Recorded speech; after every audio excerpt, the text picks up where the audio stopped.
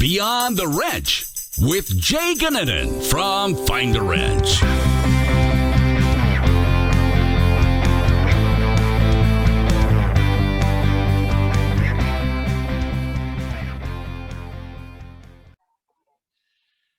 Welcome back to another episode of Beyond the Wrench. We are excited to have you as always. Quick reminder before we get started that there is a new version of the WrenchWay mobile app available in app stores. Be sure to update to the latest version so you have access to our newest feature, Reverse Job Posts. Reverse Job Posts flip the traditional job board around, allowing for technicians to fill out a quick questionnaire about their skill set and what they're looking for in a shop, and it's all posted anonymously. Then shops can reach out to them with job opportunities and see if there's a fit. Be sure to update the WrenchWay app or download it if you haven't already to check out this awesome new feature. On to the winner of our weekly higher or lower game in the WrenchWay app. This is kind of an interesting conundrum that we haven't run into yet, but the winner of this week's higher or lower game in the WrenchWay mobile app, which was sponsored by Full Bay last week, is none other than my dad, Dan Goninen, who apparently went on a heater with a high score of 37. We're still trying to figure out what we're doing with this gift card or how we're going to donate it. But he also got the chance to win our Queen of Hearts pot, but thankfully did not win it. And the pot increases to $1,600. Apologies, as it's definitely not meant for family to win. But they are customers of ours, and I think it's something where he didn't expect to win. He talks to me frequently about how frustrated he is by the game and how he can't get the high score. So he got this week's high score, and we're talking internally about how to handle that. So as far as the podcast for today, the podcast is a really, really important one, and our special guest was George Arrants. George is the VP at the ASE Education Foundation. He is a wealth of knowledge. He's been around the industry for a long, long time. And what we talked about in this week's episode is really why students are losing interest in the industry, the struggles of the industry in general, and how to build and run a successful mentorship program. It is really, really important, something that I would encourage you to take notes on during the course of this podcast. Just an extremely good podcast with our good friend, George Arrants. So hope you all enjoy the podcast. Enjoy George. He is a blast to listen to. He's even more fun to talk to and one of my favorite people in the industry. So hope you all enjoy and have a great week. Take care. Hello and welcome back to Beyond the Wrench. My name is Jay Goninen, and today it is my pleasure to welcome our good friend George Arrants to the program. For those of you that live under a rock and don't know who George is, he is the vice president for the ASE Education Foundation and pretty much, I think, knows everybody throughout the industry. I could be wrong, George, but welcome to the program. How are you? Great. Thanks for having me, Jay. Yeah, well, it's you're pretty infamous throughout the industry, but for those of our listeners that don't know who you are, why don't you tell them a little bit about what you do? Well, first of all, they're the lucky ones. So I'm vice president at the ASE Education Foundation. Work a lot with the schools and our foundation partners to form partnerships between industry and education. My background, I taught high school and college automotive in the Houston area.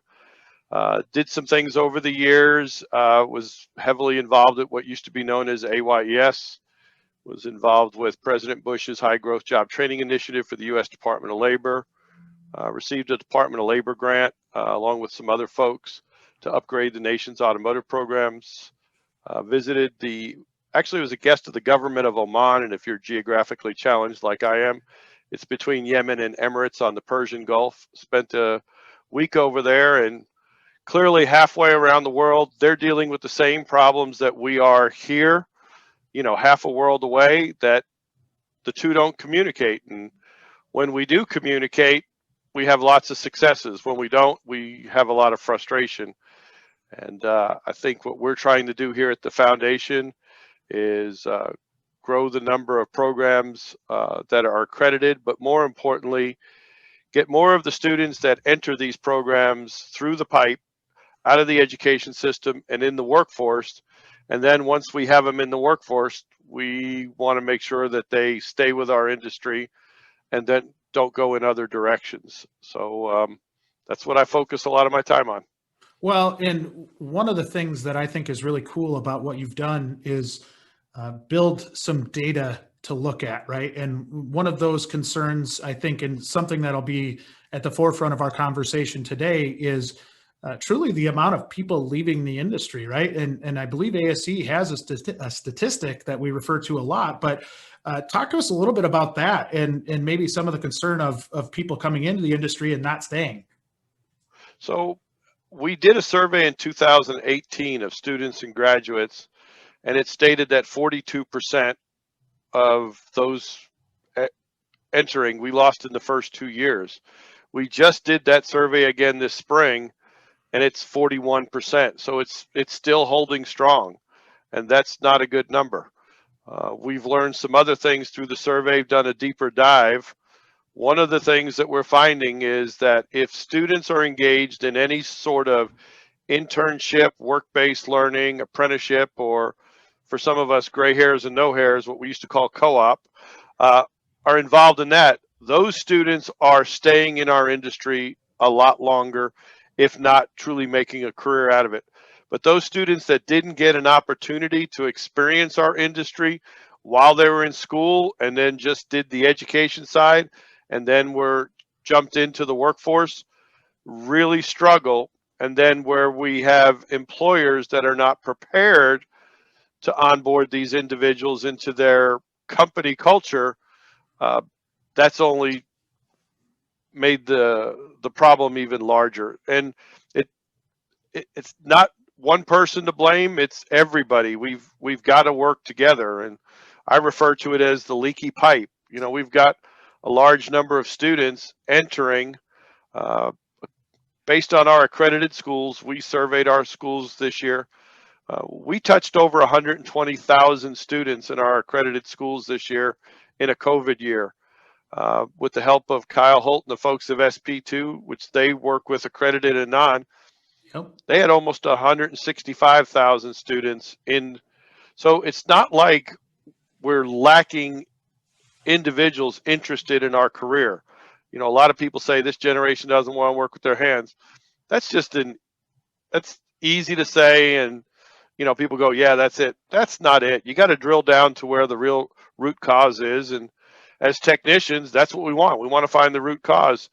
And what we're trying to find out is what are the leaks in the pipe that are stopping the students from completing the programs, and then what are the concerns once they get in the workplace for not staying. And one of the things we did found, which is actually sad, is that 30% of the students, automotive students that were surveyed this year in the spring, said the reason for them not taking the next automotive class in high school, they didn't see a defined career path.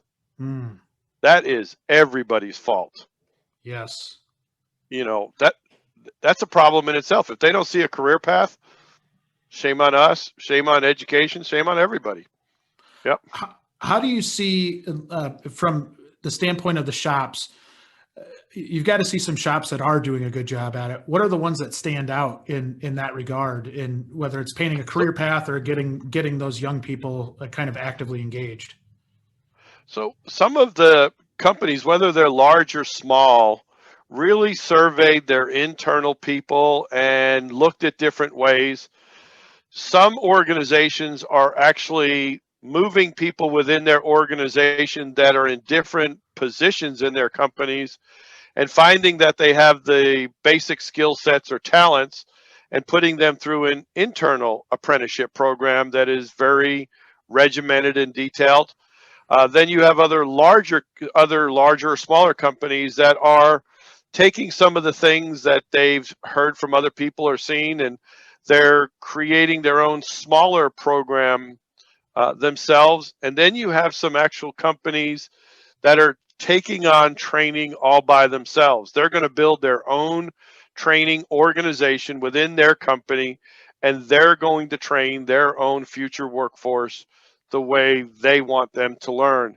And that in itself is, that model by itself is really just sad that industry is going to have to invest that much resources and profits and revenue to grow their own workforce when their feeling or their belief is they can't find it locally or within a radius of their establishment.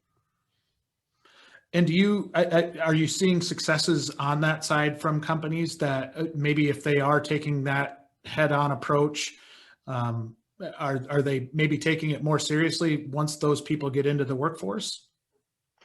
They're taking it really seriously, and they're starting with cultivating individuals that they either know through outside the company or friends or whatever, and finding those individuals and then kind of bringing them on slowly, but exposing them to what the day-to-day operations are in the organization, and then selecting individuals to work with alongside those as they grow. And they're making sure that those folks, we refer to them as mentors, are truly being compensated for the job that they're doing. And we have to remember, if we ask a technician who's a revenue generating technician to not only do their job in our organization, but to nurture a new technician that's going to become revenue generating, they can't lose out financially or any other way because they're growing our business as an employer or an owner. We need to make sure that they're compensated for what they're doing and how they're growing the business, and also recognizing them for what they're doing.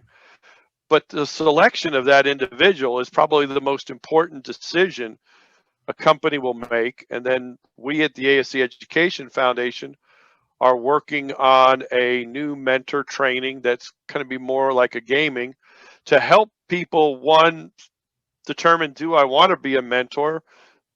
Is this really what's in it for me? And then when it is, what is really expected of me as a mentor, and what line should I not cross, you know?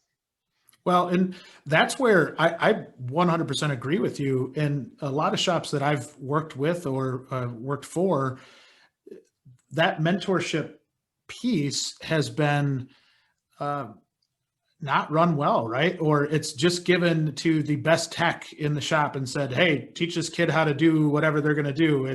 And the tech might not have the best social skills or might not really even care to help anybody else out. Is that something that you see?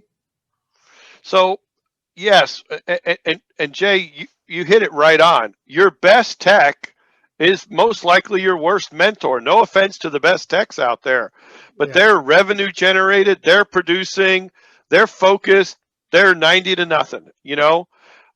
You want somebody that's maybe been in the industry 5, 6, 7, 8 years, maybe been within your organization at least a year or two. Somebody, a gentleman who's no longer with us, Don Gray, who was president of AYES for many years, said it best. It's 4:30 on a Friday afternoon, and one of your best customers, Miss Smith, pulls in. Who are you going to ask to stay?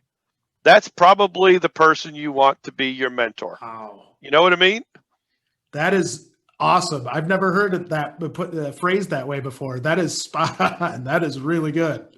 That's the way, you know, Don put it that way, and he made things easy for people to understand. And that's what it is. If you've got technicians in your organization that are involved in scouting or Little League or Pop Warner or church group, they're already used to working with youth.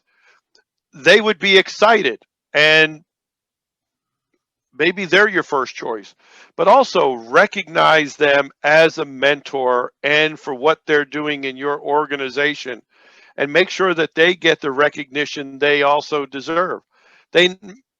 another friend of mine says, we're never looking for a cookie, but it sure does taste good when you get one. It's kind of the simple things that we need to do. And I know that in the old AYES days, we actually had a patch that said AYES mentor, and then a plaque that went on their toolbox and some other things. It's those little recognition pieces that people are looking for and may not be looking for, but you want to distinguish them. And then also, once you establish that mentor in your organization, there may be other techs that see what that mentor is doing with that individual and maybe go to the manager or the owner and say, I think I can do that too. Some people most likely possess the skills, but they're afraid to raise their hand. But once they see somebody else doing it, they go, I can do that. Well, that's where a culture shift starts too, right? When you see somebody doing it the right way, and it's one of, I think it's really easy if that best tech is the mentor and that individual doesn't want anything to do with mentorship, for everybody else to follow suit. And that all of a sudden you have a culture that doesn't want to help a young person out when they get in, and probably alludes to that percentage that you talk about of people that don't stick in the industry. Whereas if you do get that person that goes the extra mile and really is painting the picture, even if they're not your best technician, but they're willing to do that extra thing, I think that's how you start to change the culture in a shop is really by action, right?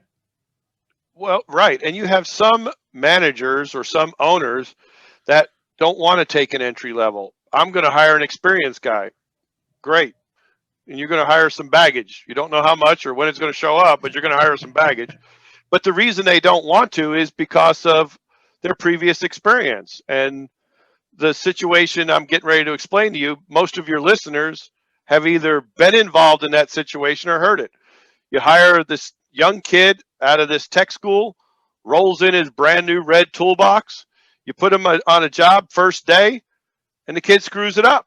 Well, did this kid screw it up, or did he just do it different than you?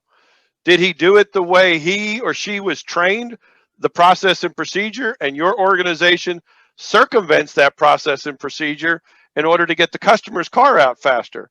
And was there anybody to tell that individual, that's not how we do it here, this is the way we do it?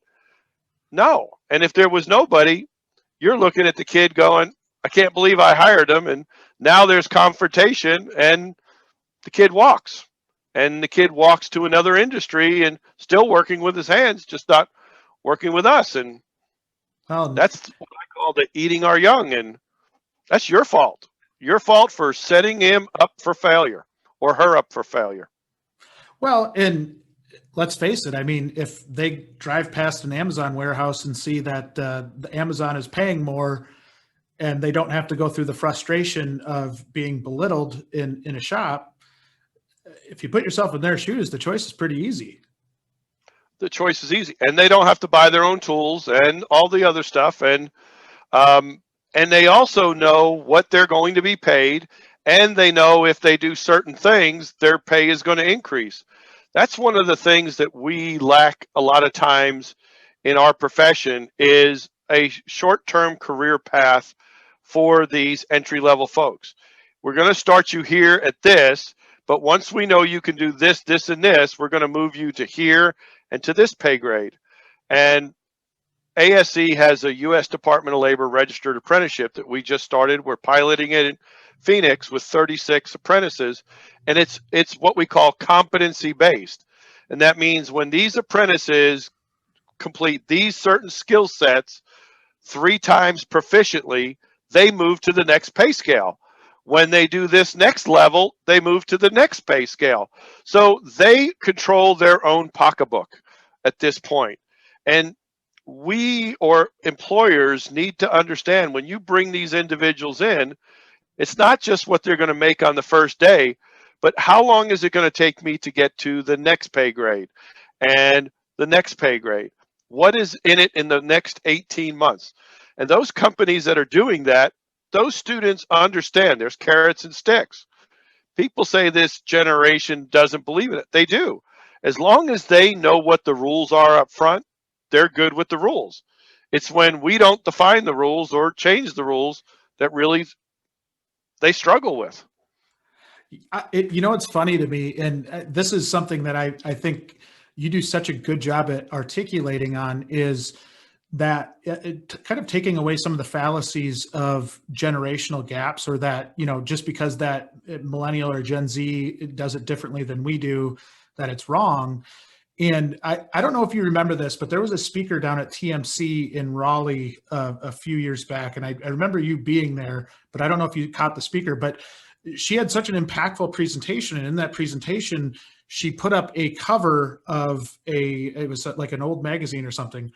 It was just the titles of a magazine. And in that it said what they thought of the next generation. Well, what it was the older generations talking about baby boomers, but it was exactly like carbon copy. You could take that and put it today on what baby boomers think of millennials, right? And so it was funny how this isn't anything new. This has been going on for years and years and years, right? Since Moby Dick was a guppy, you know what I mean? And then we talk about millennials and Gen Ys and Gen Zs and all that, but anybody who's on this call, if you're a parent or a grandparent, it's our fault. We've been giving them a trophy for last place since they were 6 years old, when we should have said, pick another sport. There are winners and losers. And now that they're in the workforce, we still have to give them something. They show up on time for 3 days and they want a prize. You tell them, well, the prize is your paycheck. No, I want something else. It's one of those things, but we can't blame them. We created that. And the baby boomers, when we were young and that generation was complaining about us, it's their fault. They created us. You know what I mean? And it's been that way ever since. So, and let's be honest, most of us are afraid to take blame, but we got to look in the mirror and go, yeah, we did that. Yeah, we gave them all trophies.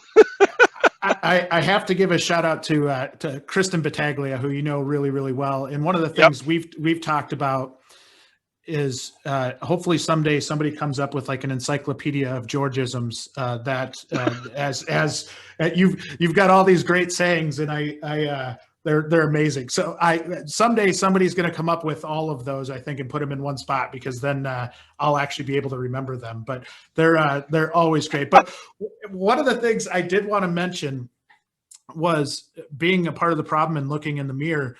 And I go back to my time when I was actually hiring technicians for myself, and I think I was part of the problem. And the reason I say that is I used to say, when I would have a tech student come out and they would come work for us, and we were working through a mentorship program, one of the things I would say was that hiring a tech out of tech school was similar to baseball, in that if you batted 300, you'd be in the Hall of Fame.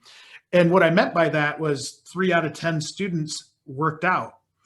That's not good. And that is something that was reflective of my leadership and my, management, because I shouldn't have been saying it that way. I should have been saying, hey, listen, if we're batting 300, that's terrible. Like, what can we do to make sure that gets up to 500, 750, whatever it is, so that, one, we know the people that we're bringing into the program to start with have the ability to be able to perform to our levels or our standards. But then, two, once we get them in, what are we doing to groom them and treat them better? And that's something, since I've stepped back, I look at it and I'm like, man, that was stupid on my part. Certain companies have what they call a retention rate. They have this many technicians, this turnover, and some companies look at it pretty seriously.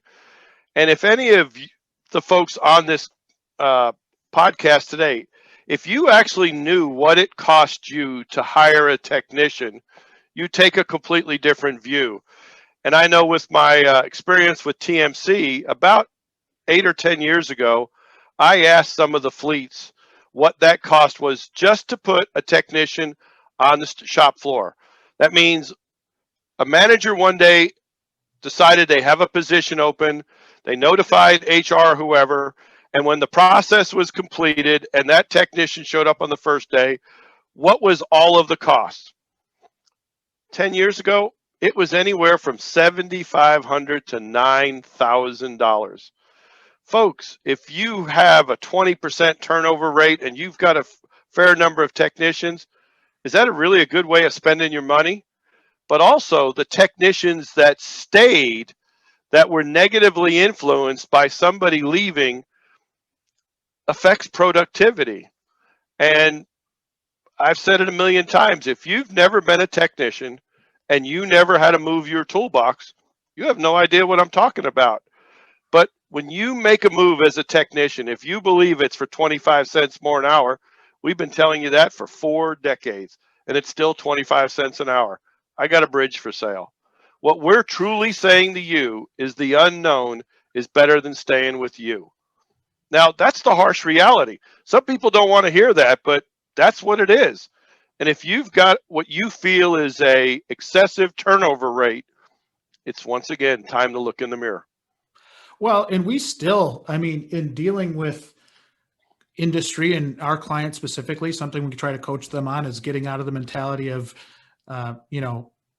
everybody's replaceable, right? And I've worked for people that have had that mentality where, okay, this person doesn't work out, screw them, we're moving on to the next one. And I don't think you can do that anymore. Like, I really don't, because people feel that. So, and the folks that I identify with or that I've seen this in action with have said one thing behind closed doors and then a different thing when they're in front of their team.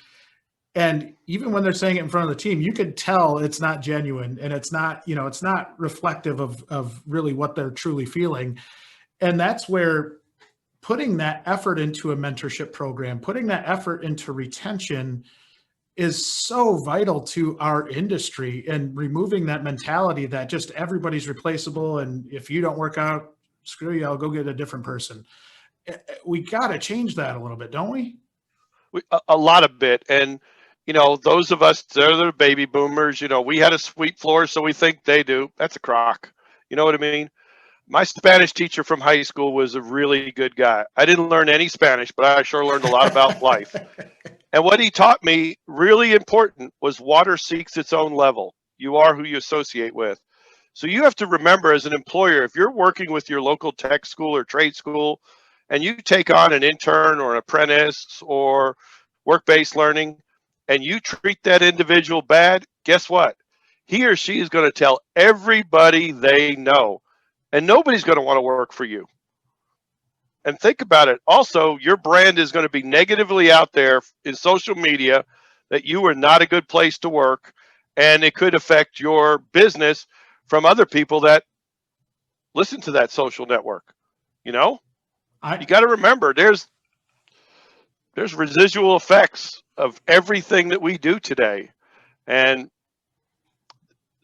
we don't have the luxury of picking and choosing and just 3 out of 10. We have to look at the individuals that are interested and have a basic knowledge, and we have to grow them. Everybody learns at a different rate and a different way. And if your company is willing to do that, you're probably not on this podcast because you got it figured out. But the rest of the folks that are on there going, what this guy's talking about is too much work. Yeah, let's see who's around in 3 to 5 years. Yep, 100%. Yep. And there's a reason why this part and this piece with the mentorship and young techs is so, I guess, important to me that we fix, because I was one of those young techs that sucked at it, right? And it was because I came out, and one, I was young, really young, and thought I knew more than I did. But then two, as I got out, there wasn't a whole lot of support within the shop that I was working with to really help me out. And it was truly that you got in the shop, I went through tech school, and they expected that I was going to be thrown on a scope and be able to diagnose things like immediately. And it's not realistic. And not only that, being able to build confidence in a young person when they come into a shop is a big deal. I did not have any confidence when I was coming into the shop as a young tech. And you start building on struggles. And that's where I eventually was just like, hey, you know what? This isn't for me. I'm going to go work selling parts and and go that direction, because this isn't something I'm good at. it's funny because now I love kind of tinkering with things in my garage and tearing stuff apart. And it's just a completely different mindset from when I was a young tech and was expected to put out hours right off the bat. And, Right. I think there's some level of, with a good mentorship program, you can do that. You can instill confidence. You can build them up so that they're ready to go when the time calls, and you have a feeling of where they're at in their progression. And I think that is so vitally important to any program that anybody's putting together. Well, it is. And if we step back for a second, we as baby boomers, we live to work. We always have. And this generation works to live, and maybe they got it right. It's that balance. But also what we forget is, as baby boomers, most of us were brought up, mom and dad had the same last name. Dad worked, mom stayed at home, and we had one car. That was Ozzie and Harriet. And the millennials are going, who the heck are Ozzie and Harriet? They're two dead people, but they were funny when they were. But anyway, that's not the makeup of today's family. And with this generation, especially those that were brought up in single parent homes or raised by grandparents or whatever, one of the things that they're looking for in the workplace is to be part of a family, be part of something. And if you're with a young technician 8 hours a day, 5 days a week, you spend more time with that individual in their life than anybody else in their life. And you have to understand that. And if you can make them feel like they're part of something and part of your organization, they're going to stay. If you can't, they're going to find the companies that can. And it's pretty simple. It's not always about the money for them. They want that life balance, but they want to know they're part of something. They're making a difference. Yeah. And I think when you do have a good mentorship program, and not even just from a mentorship standpoint, but when you treat them like humans, I think that goes a long way, right? Just being able to. It's not rocket science. You know what I tell people? I'm not the sharpest knife in the drawer. I'm just happy to be in the drawer. It's one of those things. It's just treat people like you want to be treated. Also, if you can't see your children or your grandchildren working in your place of business, neither can I. You know what I mean? We have to take a different approach, and we have to nurture them. But their loyalty is there. You just have to show them first that you're committed to them. And if not, you're going to get what you've always got. And that's where a solid mentoring program comes into effect. And you're right. Some of these kids could be mentored for 3, 4, 5, or 6 months, and then they're gone. They're working, they're producing, and then some of them may take a little bit longer. It shouldn't be a time element. Everything should be based on their ability to do these things, competency based. Time is just a number. We all learn differently. We all work at a different pace. We all look at things differently. Take each one of these individuals and move them into your organization at a pace that works best for them. How much of an impact do you think managing to the bottom line has with this? And when I say that, the need for a manager to produce results from a financial aspect, and maybe they can't find help for the shop. Obviously there's some level of desperation from some shops in trying to find help. But when you're managing to that bottom line, and maybe you've got that individual in the shop that isn't producing or isn't putting out hours, do you think that's driven some of this problem? A lot of it. So you could have the case where the owner of the company is all bought into interns and mentors and nurturing, but then they decide they're going to pay the student $12, an hour, not flat rate, but $12 an hour, and puts that expense on the parts and service director or the manager. Wait a minute. Why are you affecting his profit or her profit and loss when you wanted this program, and this program is ultimately going to benefit your business and your bottom line? You need to handle the expense in this transition. If not, you're paying these people and bonusing these people on this criteria, and they're going to do everything in their power to meet that criteria. And if their bonus objectives and yours are not in line, the student loses every time. The student loses every time. Well, it goes back to communication, right? Because those are two different lines of communication there. And if you're a service director or a service manager and you're trying to hit your goals, yet you're getting chewed out for not mentoring that person, right? Like how internally conflicted are you on what the hell am I supposed to do here? And that's a problem we've seen for years and years. The guy or gal at the top of the food chain bought in 100%, but they leave all of the responsibilities on the person that had no input into the project and no input of how it's going to be implemented. And they fail.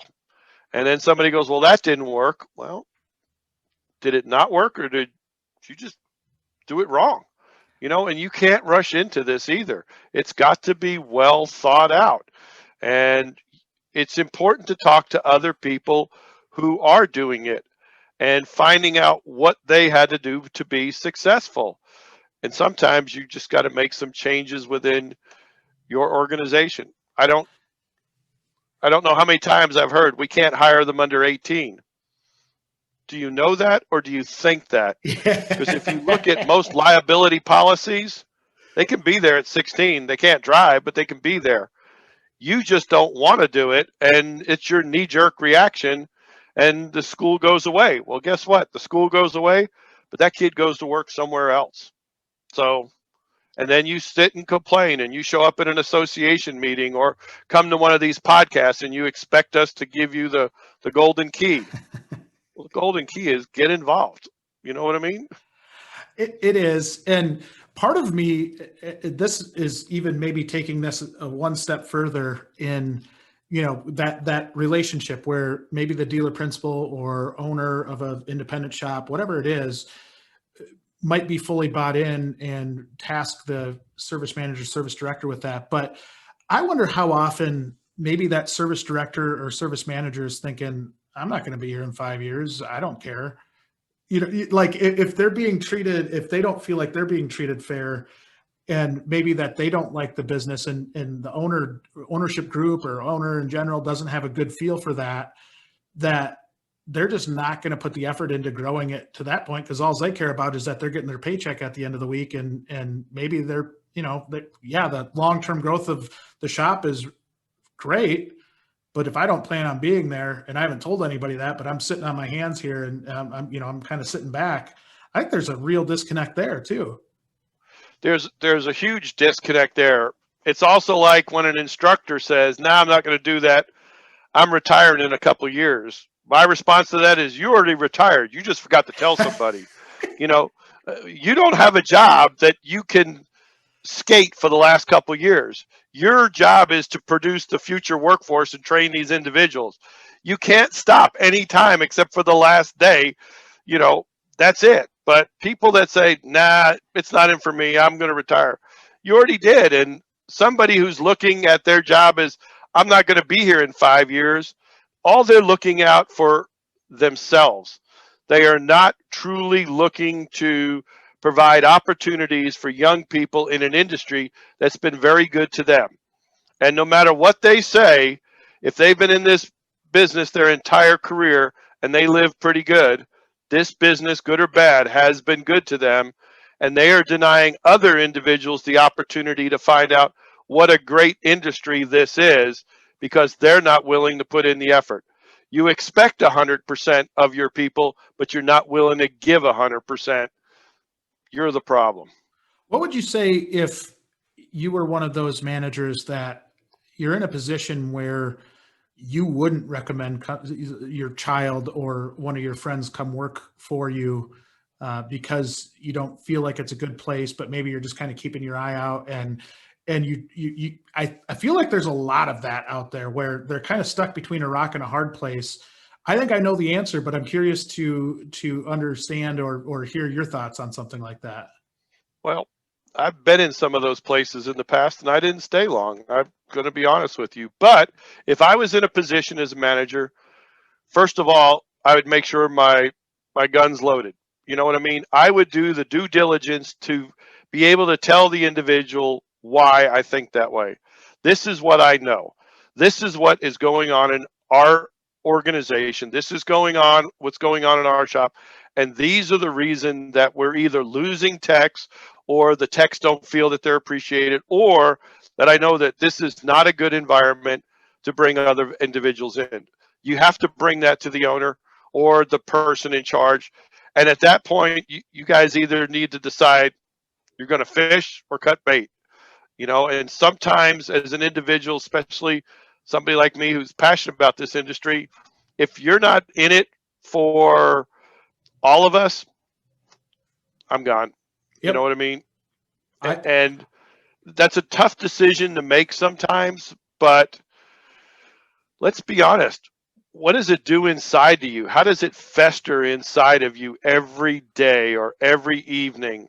And how does it affect your quality of life?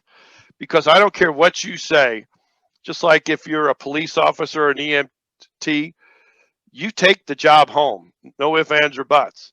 Yep. And whether you know it or not, your family knows, good or bad, or if you've had a good day or not, or if there is conflict within you. And that's not a good way to be. No, it's not. And that's something I think every person in leadership should be well aware of. If I listen to some other people, content producers, that talk about, if you own a business or if you're running a business, nobody's going to care more than you. And you have to make sure that you understand that, and that you can talk to your people candidly about some of this and not have them kind of hold back or hide things. And one of the things that I feel really passionate about is, don't discourage somebody if somebody leaves your company and they do it, in a good way, and that, that you're not discouraging them, that you're encouraging them to do better in their career. And that way, that those other people in your shop see that you treated them well when they left. I see it all the time, where if somebody leaves a shop, they get treated like garbage and their name dragged through the mud, and, sometimes fairly, a lot of times unfairly. And, Correct. Everybody else sees that. And I don't think that's a good way to go about it. It's not. I mean, anytime you talk negatively about an individual or a subject, you don't know how those other people think about that subject or that individual. And now all of a sudden you're taking some individuals that may have looked up to you before, and now all of a sudden question who you really are. And you don't want that, No. My Spanish teacher from high school again says, if you argue with a fool in public, innocent bystander doesn't know there's a difference. So if you just keep your mouth shut, you're okay. They may think you're a fool, but you can't prove it till you open your mouth. You know what I mean? I love that. I think I would have loved your Spanish teacher too. He was like a good person. He was a great man. I truly respected him in high school and out of high school. We stayed in contact for many years, and just a great man, and treated everybody equally. There were rules and there were consequences, and that was his other ones. If there are no consequences, there are no rules. And everybody got treated the same. So whether you were the A student or barely passing, George, everybody got treated the same. You know what I mean? And I respected that. I crossed the line, got a SWAT. Okay, I can deal with that. You know what I mean? I love that. So let's talk a little bit here to end the podcast on, say you've got a good manager, you've got maybe just a really good team, and you're trying to put together a mentorship program for, to ensure that the future of your workforce is in place. What are some tips to putting a good mentorship program together for those young people that, and maybe not even necessarily just young people, but maybe you got a vet coming out that wants to come work for you, and you want to put those people through a program? But any tips to getting a mentorship program off the ground? So as I said earlier, we're working on something that will be available.